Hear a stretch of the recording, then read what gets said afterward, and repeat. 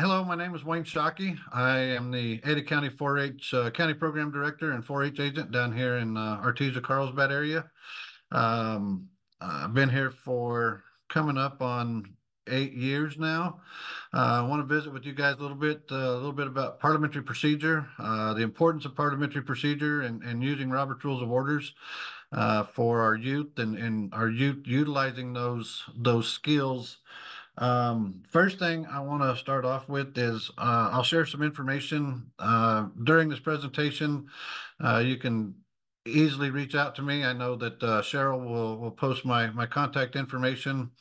I'm happy to email you the the different things that we have and the different resources that I've put together over my career. So just to start off real quick, why do we use parliamentary procedure and why do we use Robert's Rules of Orders? Well, um, first and foremost, if we look back within our state policy and procedure guidelines, um, there's a statement in there that says members are involved in determining requirements. Well, in order to allow our members to be involved in making decisions, obviously determining those requirements at the club level, we have to have a system in place and a system that ensures majority rule. So, therefore, we want to utilize and we want to use Robert's Rules of Orders. We need to be electing club officers. We need to allow our youth to be a component in that decision-making process. Um, Very important. Here in Eddy County, we make certain that all clubs are using these skills and allowing the kids to somewhat be the leaders. In 4-H, we're building life skills, and part of those life skills is problem solving, decision making, leadership skills. Those are some of the ones that hit me right away. And why is it important? Well, that's why it's important to me. That's why it should be important to a lot of us, I think. Um, it's confusing. People might be a little bit afraid of Robert's Rules of Orders. I won't disagree with that. There's a encyclopedia of information on it. If you buy the Robert's Rules of Orders um, full version, it's definitely a tremendous amount of reading material, but it's also your Bible to make the correct decisions and to do and to guide your club in those decision making processes. The first thing that I really recommend, I'm going to kind of show this up here if everybody can see, is Parliamentary Procedure at a Glance. It's by Garfield Jones. Where you can find that resource on Amazon usually pretty easily. What I really like about it is towards the center, it's got a very condensed version of not maybe all the motions, but it has the main ones that we used. And the first thing and foremost is you got to have a the main motion.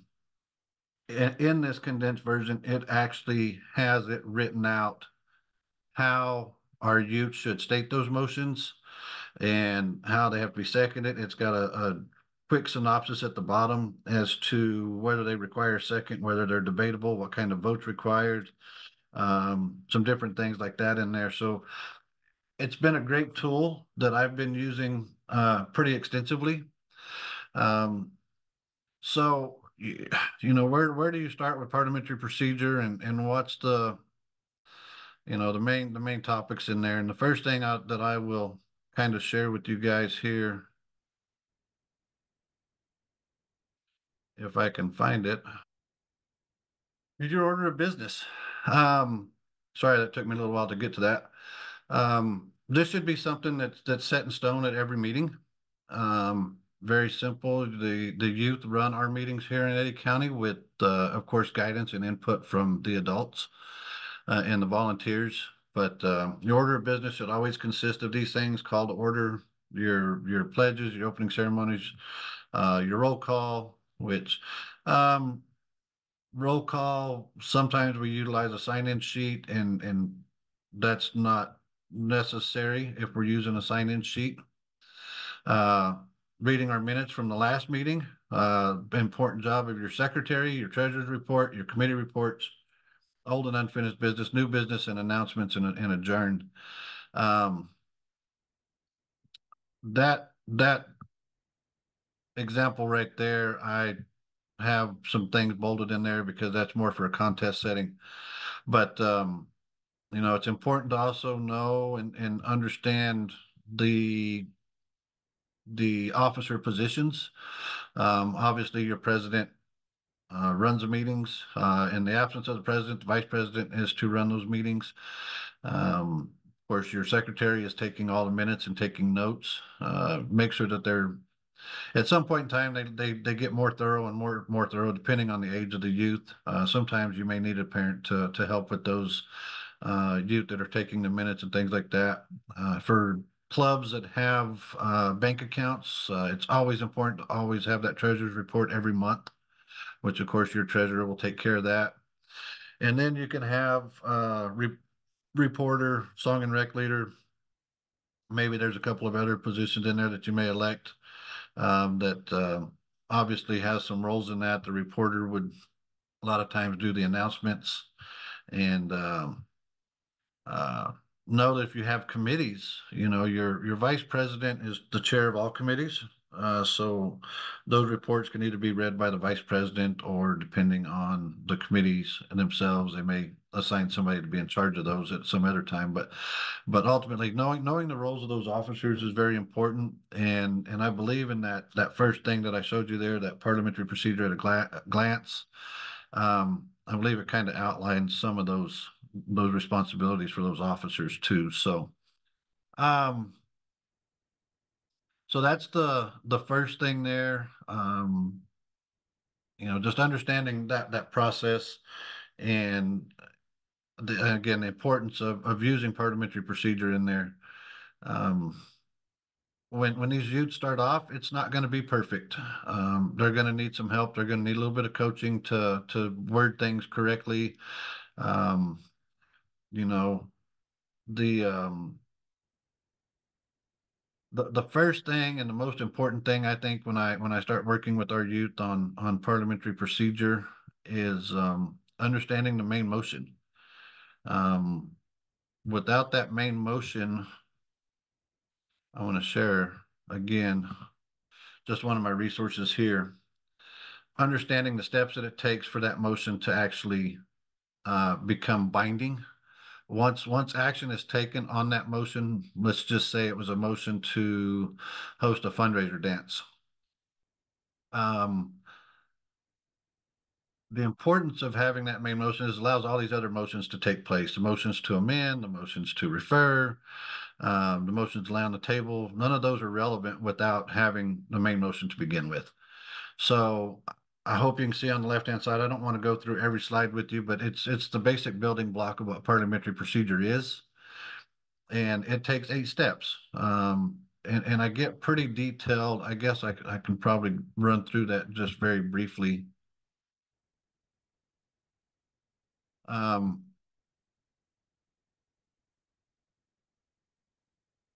The first step being the member seeks recognition by the chair. That's as simple as a youth standing up and addressing the president by Mr.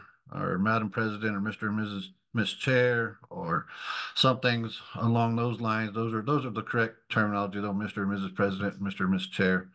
Um, it says, yeah, larger meetings that they should need to be standing, smaller things, as long as the secretary can identify who that is, that's what goes in the minutes that they will state that once the member stands for recognition, step 2 is the chair is going to recognize that member. Step 3 will be that the member states their motion. And this is one of my pet peeves is it's very simple to the proper form is I move to or I move that. Um, Simple three words. That's really it. And then they state what that motion is. I move to host a dance as a fundraiser. step four, obviously, that somebody's got to second that. Um, the youth need to know too that just by seconding the motion doesn't necessarily mean you're in agreement with that. That motion may change through amendments and some other things like that, and they have the right to vote still in any direction they want to vote. Once it's been moved and seconded, the chair will restate the motion so that make sure that everybody's heard it. Step six is members discuss and debate the motion. And then step seven would be call for the vote. Different types of voting. You can do a voice vote, you can do a show of hands, or you can do it by proxy or by writing on a piece of paper. Obviously, when we do nominations for officers, we definitely like to keep that those votes as secure as we can, to where we're not worried about somebody being upset that their friend didn't vote for them or whatever. So um, the reason why we would use different things. And then the last step, of course, obviously, is the chair stating what the result of that vote is. So I know that that was very quick, and we're in such a time constraint a little bit here. Um, but trying to get a lot of information in there to help understand again the importance of why we do it. Um, I really stress that when using parliamentary procedure, that those decisions become a decision of the body. Not any single one person is responsible for ownership of that decision. That we had a majority, that there may have been some that didn't agree with it, but collectively as a group, the body is what made the decision. So it eliminates any one person being singled out for something that may have happened that people didn't really care too much about the decision or whatever the case may be. So again, I've got a number of those different things. I've got PowerPoints that describe what each motion is, what they do, um, what those motions could be used for, that I'm willing to share again via email or a simple phone call. I'm happy to visit with people about parliamentary procedure and the Robert's Rules of Order. So um, like I said, that's a very quick glance at I think the process of parliamentary procedure in itself. Basic building blocks. Again, that main motion is the number one thing that if we can get these youth to start um, doing those correctly. Again, talking about the life skills, we're building some communication skills in doing this. Um, we're making those decision making skills. We're teaching them um, to convey their thoughts, their feelings on certain items of business. And I think it's very important that the kids learn that and the youth learn that. Um, that this is a youth program. This is their program, in my opinion. To certain extents, we have to still fall within our guidelines and things like that. Obviously, a club cannot make decisions that violate what NMSU policy and procedure is, and just for instance, is our member in good standing requirements. There's a state minimum. However, your clubs can actually put in their bylaws that we increase those state minimums. For example, the state minimum is 4 meetings or 40% of all club meetings. I'm sorry. Um, that's one. Like here in Eddy County, we require 50%. So we require one more meeting out of them, which anything above higher levels than what state policy is doable, but we can't as a club. The members cannot vote to reduce that to 30% or 20% or anything like that. So just keep that in mind. Um, other avenues and other ways to learn parliamentary procedure and build their skills in those areas. We do have contest structures for novice, junior, senior level. We even have a national contest that's held every year in January in Denver at the Western Roundup. I think they've actually changed that now. I think Cheryl can speak to that, or if not, I know Sam knows a little bit about that. But uh, so there's lots of outlets in there for these kids to practice their skills, and the contest structure in itself is it's a fun contest for me. We've been very successful at it over the years to the point of actually winning national contest once. So I'm sharing with you on the screen now basically what a problem looks like for contest structure. Now, keep in mind this is simply just the problem part of that. The contest structure is a full meeting, so that order of business that I showed you earlier comes in play with this. They have to call the meeting to order. They have to do their opening ceremonies, the pledges, all that stuff. They do the roll call. They do their secretary's report, treasurer's report, committee reports, um, old business. All of that stuff is kind of scripted. I've actually got a script that we use for contest purposes. That's all, for a lack of better word, that's all made up stuff that we put together. It's usually not until they get to the new business that this problem becomes what they're trying to work through. Uh, they have 20 minutes. They have 20 minutes in the prep room to sort through this as a team, kind of get everything lined out, who's going to do what, and then they have 20 minutes in the contest room to present this. So um, this problem here, I would say, is more probably in a more of a novice setting, probably, because we talk about just main motions and amendments mostly in discussion.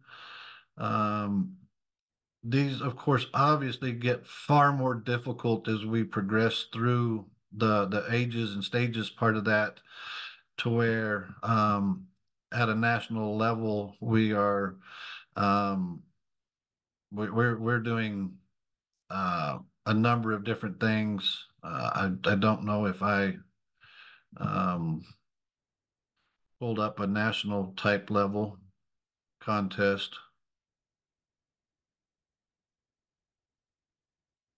Uh, Give me just a sec. I'm gonna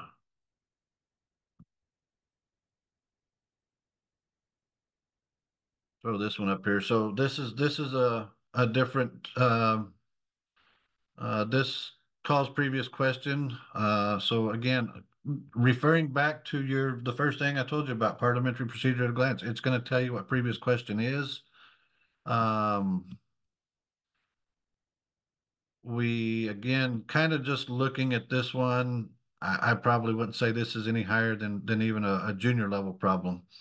Our state and national level problems get far more in depth, and the focus of the points is really in this problem and their ability to solve that problem, to convey their approach to it, to communicate through this problem in an understandable in an understandable way to the judges that are there. So those are just some brief things that I have. Obviously, I've got probably up to about 40 different problems that range anywhere from novice up to a national level, that I'm more than willing to share with each and every one of you. So again, I know time is short. I appreciate you guys being on here, and Cheryl will definitely share my contact information for anybody that has any questions about parliamentary procedure.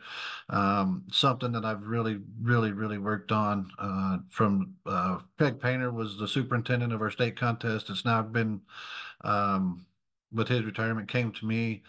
We worked extremely hard, Craig and I both, at building up the contest to where years past where Eddy County was the only team there, to this last year being one of the biggest contests we've had. We had 6 teams total. We would love to continue to see that grow. And I'm always willing to share ideas and information and work with other counties and teams. Um, so again, if you have questions, just feel free to reach out to me.